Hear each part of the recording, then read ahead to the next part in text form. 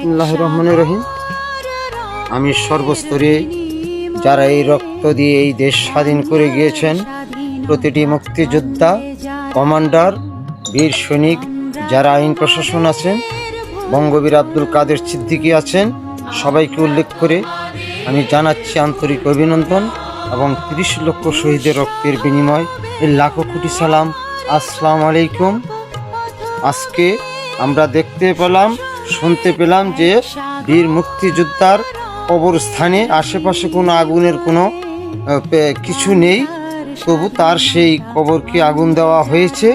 সেই জন্য আইন প্রশাসনকে বলছি যে এই ধরার দায়িত্বটা আমি চাই।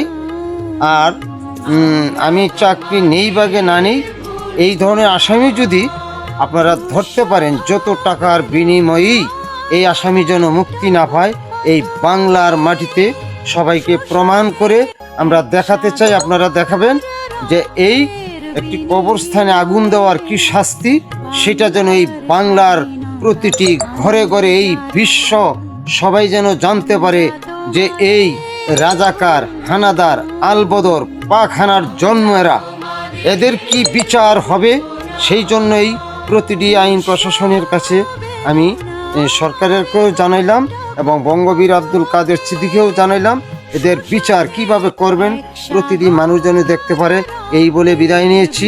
আমি একজন মুক্তিযোদ্ধার সন্তান হিসাবে আমি আপনাদেরকে স্যালুট জানাচ্ছি। শফিকুল ইসলাম, পিতা ঝেলতিগা নির্বাচিত চেয়ারম্যান আবুল কাশেম মিয়া এবং বিশিষ্ট বীর মুক্তিযোদ্ধা, ৩ নং ওয়ার্ড, খাজনাগড়া, পুষ্পেছাটা থানা, উপজেলা ঘাটাল, জেলা টাঙ্গাইল। আল্লাহ হাফেজ।